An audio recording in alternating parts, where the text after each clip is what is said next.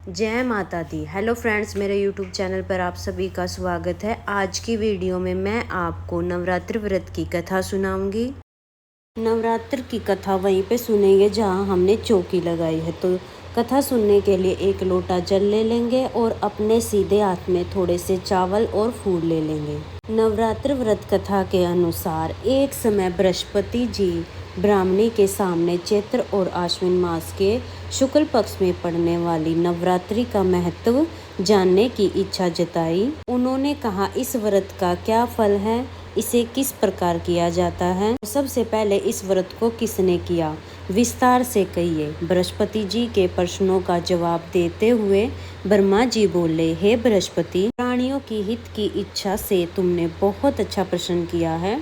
जो इंसान मनोरथ पूर्ण करने वाली माँ भगवती दुर्गा, महादेव, सूर्य तथा नारायण का ध्यान करते हैं वे धन्य हैं। यह नवरात्र व्रत संपूर्ण मनोकामनाओं को पूर्ण करने वाला है। इस व्रत को करने से पुत्र, सुख, धन, विद्या और सुख की प्राप्ति होती है। इस व्रत को करने से रोग दूर हो जाते हैं, घर में सुख समृद्धि आती है, बांझ को पुत्र की प्राप्ति होती है, समस्त पापों से छुटकारा मिलता है। जो मनुष्य इस व्रत को नहीं करता है वह अनेक दुखों को भोगता है। यदि व्रत धारण करने वाला मनुष्य सारा दिन उपवास ना कर सके तो एक समय भोजन करे। नवरात्र में 9 दिनों तक नवरात्र व्रत कथा सुने। हे बृहस्पति, जिसने सबसे पहले ये व्रत किया है, अब मैं उसकी कथा सुनाता हूँ। ब्रह्मा जी बोले, प्राचीन काल में मनोहर नगर में पीठत नाम का एक अनाथ ब्राह्मण रहता था। वह माँ दुर्गा का भक्त था। उसे संपूर्ण सद्गुणों से युक्त सुमति नाम की अत्यंत सुंदर कन्या उत्पन्न हुई। वह कन्या अपने पिता के घर में सहेलियों के साथ क्रीड़ा करते हुए इस प्रकार बढ़ने लगी जैसे शुक्ल पक्ष में चंद्रमा की कला बढ़ती है। उसका पिता प्रतिदिन जब माँ दुर्गा की पूजा करता है उस समय वह नियम से उपस्थित रहती है। एक दिन सुमति भगवती माँ की पूजा में उपस्थित नहीं हो पाई क्योंकि वह अपनी सहेलियों के साथ क्रीड़ा में लग गई। उसके पिता को पुत्री की इस असावधानी को देखकर बहुत क्रोध आया और वह पुत्री से कहने लगा, हे दुष्ट पुत्री, आज तूने भगवती देवी की पूजा नहीं की। इस कारणवश मैं तेरा विवाह किसी कुष्ठ रोगी व दरिद्र के साथ करूँगा। पिता की बात सुनकर सुमति बहुत दुखी हुई और पिता से कहने लगी, हे पिता, मैं आपकी कन्या हूँ तथा सब तरह से आपके अधीन हूँ। आपकी जैसी इच्छा हो वैसा कीजिए, चाहे राजा से, चाहे कुश्ती से, चाहे दरिद्र से, जिसके साथ चाहो आप मेरा विवाह कर सकते हो, पर होगा वही जो मेरे भाग्य में लिखा होगा, क्योंकि कर्म करना मनुष्य का कर्तव्य है पर फल देना ईश्वर के हाथ में है। कन्या की निर्भरतापूर्ण बातें सुनकर ब्राह्मण को बहुत क्रोध आया और उसने अपनी कन्या का विवाह एक कुश्ती के साथ कर दिया और अत्यंत क्रोधित होकर पुत्री को कहने लगा, हे पुत्री, अपने कर्मों का फल भोग, देखता हूँ भाग्य के भरोसे रहकर क्या करती हो। पिता के ऐसे कटु वचन सुनकर सुमति मन में विचार करने लगी, आहो मेरा बड़ा दुर्भाग्य जिससे मुझे ऐसा पति मिला। इस तरह से अपने दुख का विचार करती हुई वह कन्या अपने पति के साथ वन में चली गई और उस डरावने कुशायुक्त निर्जन वन में बहुत ही कष्ट के साथ अपना जीवन व्यतीत करने लगी। उस गरीब बालिका की ऐसी दशा देखकर देवी भगवती ने पूर्व पुण्य के प्रभाव से प्रकट होकर सुमति से कहा, हे ब्राह्मणी, मैं तुझसे प्रसन्न हूँ, तू जो चाहे वर मांग लो। भगवती दुर्गा के ऐसे वचन सुनकर सुमति ने कहा, आप कौन हैं? वह सब मुझसे कहो। ऐसा सुनकर भगवती ने कहा, मैं आदि शक्ति भगवती हूँ और मैं ही ब्रह्म विद्या सरस्वती हूँ। मैं प्रसन्न होकर प्राणियों के दुख दूर करके उन्हें सुख प्रदान करती हूँ। हे ब्राह्मणी, मैं तुझसे तेरे पूर्व जन्म के पुण्य प्रभाव से प्रसन्न हूँ। तुम्हारे पूर्व जन्म का वृत्तांत सुनाती हूँ, सुनो। तुम पूर्व जन्म में निषाद की स्त्री थी और अति पतिव्रता थी। एक दिन तेरे पति ने चोरी की और चोरी के कारण तुम दोनों को सिपाहियों ने पकड़ लिया और जेल खाने में डाल दिया। उन लोगों ने तुम्हें खाने पीने के लिए कुछ भी नहीं दिया। इस प्रकार नवरात्र में 9 दिनों तक तुमने कुछ भी नहीं खाया और ना ही जल पिया। इस तरह से तुम्हारे द्वारा नवरात्रि व्रत हो गए।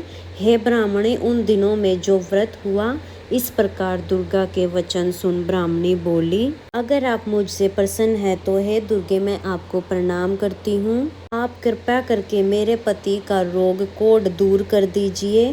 देवी ने कहा, उन दिनों में तुमने जो व्रत किए थे, उस व्रत का एक दिन का फल तुमने अपने पति का कोढ़ दूर करने के लिए अर्पित करो। उस पुण्य के प्रभाव से तुम्हारा पति ठीक हो जाएगा। इस प्रकार देवी के वचन सुनकर ब्राह्मणी प्रसन्न हुई और पति को निरोग करने की इच्छा से जब उसने ठीक है ऐसा वचन कहा, तब उसके पति का शरीर भगवती माँ की कृपा से रोग से रहित हो गया। जब ब्राह्मणी ने अपने पति को देखा तो माँ की स्तुति करने लगी और कहने लगी, हे दुर्गे, आप दुर्गति को दूर करने वाली हो, तीनों लोकों का संताप हरण करने वाली हो, समस्त दुखों को दूर करने वाली हो, रोगी मनुष्य के रोग दूर करने वाली हो, प्रसन्न हो, मनवांछित फल देने वाली हो और आप दुष्टों का नाश करने वाली हो। हे जगत माता अम्बे, मुझ निरपराध अबला को मेरे पिता ने कुष्ठी मनुष्य के साथ विवाह करके घर से निकाल दिया था। पिता से निष्कृत निर्जन वन में विचरण कर रही हूँ। आपने मेरा इस विपदा से उद्धार किया है। हे देवी, मैं आपको प्रणाम करती हूँ, मेरी रक्षा करो।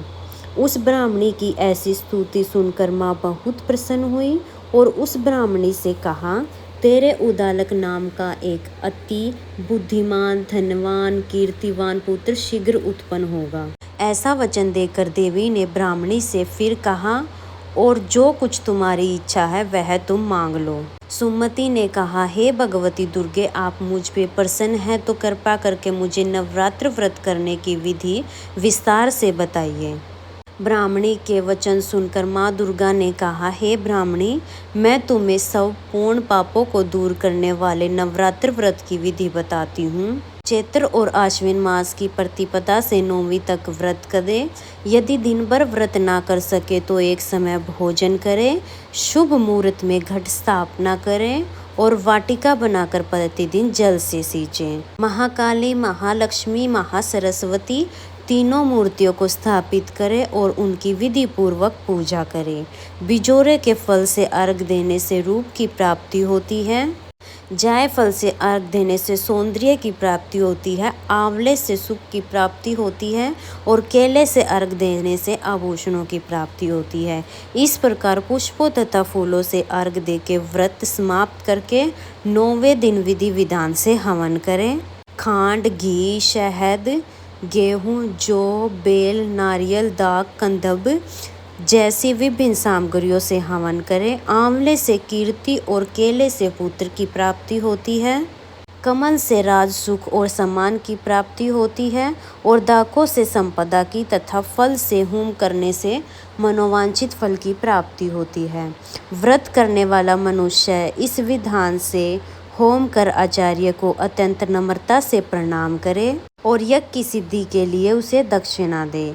इस प्रकार बताई हुई विधि के अनुसार जो व्यक्ति व्रत करता है उसके सभी मनोरथ पूर्ण होते हैं।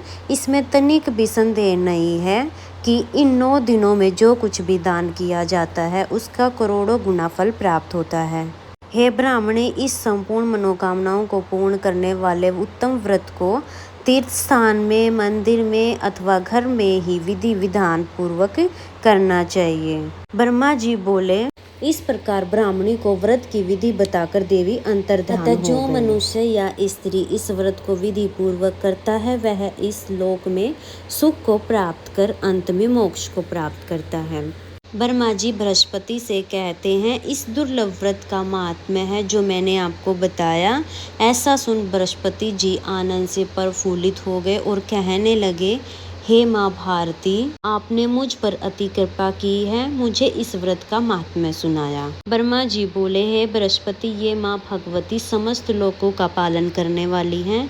इस महादेवी के प्रभाव को कौन नहीं जानता। बोलो माँ भगवती की जय। इस तरह से नवरात्र व्रत कथा पूर्ण हो जाएगी। नवरात्र की कथा सुनने के बाद अब हम एक गणेश जी की कथा जरूर सुनेंगे। तो चलिए कथा शुरू करते हैं। एक गांव में एक अंधी बुढ़िया रहती थी। बुढ़िया को कुछ दिखाई नहीं देता था, लेकिन वह रोजाना गणेश जी की पूजा करती थी।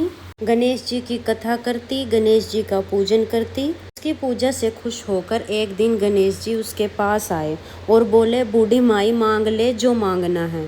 बूढ़ी माई बोली कि मुझे मांगना तो आता ही नहीं। तब गणेश जी बोले, कोई बात नहीं, अपने बेटे बहू अगड़ पड़ोसी रिश्तेदार सबसे पूछ के सोच विचार करके तब मांग लेना, कल फिर आऊँगा। बुढ़िया बोली, ठीक है। अपने बेटे के पास गई और सारी बात बताई कि बेटा बता मैं क्या मांगूं। उसका बेटा बोला कि माँ खूब सारा धन मांग ले, मेरी सातों पीढ़ी बैठी बैठी खाएंगी। बोली, ठीक है बेटा। फिर बहू के पास गई। बहू बोली, माँ जी क्या करोगी धन दौलत का? असली धन दौलत तो पोता पोती होते हैं, अपने लिए एक सुंदर सा पोता मांग ले। बोली बहू, तेरी बात भी ठीक है। फिर पड़ोसन के पास गई। पड़ोसन बोली, क्यों माने बहू बेटों की, अपने लिए आंखें मांग ले, तेरा बुढ़ापा सुधर जाएगा। बोली, बहन तू ठीक कह रही है। ये कहकर बुढ़िया अपने घर आ गई। पूरी रात सोच विचार करती रही कि क्या मांगू क्या मांगू। सुबह हुई, गणेश जी महाराज दोबारा से आए। बोले, बूढ़ी माई क्या मांगेगी, मांगो जो मांगना है। तब वो बोली, हे गणेश जी महाराज, मांगना तो कुछ भी नहीं आता मुझे, बस आप इतना कर दो कि मैं सोने के महल में बैठकर सोने के पालने में अपने पोते को झूला झुलाते हुए देखूं। उसकी ये बात सुनकर गणेश जी महाराज तो ठाके लगाकर हंसने लगे। हे बूढ़ी माई, मैं तो तुझे बहुत भोली भाली समझता था, तू तो बहुत चतुर निकली। तूने तो एक ही बार में धन दौलत पोता आंखें सब कुछ मांग लिया। अब गणेश जी महाराज ने जल के छींटे मारे और सब कुछ हो गया। बुढ़िया के घर में अन्न धन के भंडारे भर गए, पोता हो गया, बुढ़िया को आंखें मिल गई। हे गणेश जी महाराज, जैसे आपने बुढ़िया की इच्छा पूरी की, ऐसे सब की इच्छा पूरी करना। इस कहानी को कहते सुनते हुकारा भरते सबके घर में अन्न धन के भंडारे भर देना। ये थी गणेश जी की कथा। इस तरह से हमारी नवरात्र की जो कथा है वो पूर्ण हो जाएगी। कथा सुनने के बाद जो हमने हाथ में चावल और फूल लिए हैं वो माता रानी को समर्पित करेंगे। फ्रेंड्स, नवरात्र की अगर आप पूजा कर रहे हैं, व्रत कर रहे हैं, तो आप नवरात्र की कथा जरूर सुने। पूरे 9 दिन आप कथा नहीं सुन सकते हैं, तो जो शुरू का दिन होता है, पहला दिन होता है, उस दिन तो आप नवरात्र व्रत कथा जरूर सुने। ऐसे नवरात्र से रिलेटेड सभी वीडियोस आपको मेरे चैनल पर मिल जाएंगी, आप उनको भी एक बार जरूर देखना। और अगर आपको वीडियो पसंद आई हो तो वीडियो को लाइक कर देना। और हम महिलाएं घर में तीज त्योहार कैसे मनाती हैं ये देखने के लिए मेरे चैनल को सब्सक्राइब कर लेना। अब मिलेंगे किसी और नई वीडियो में, तब तक के लिए जय माता दी।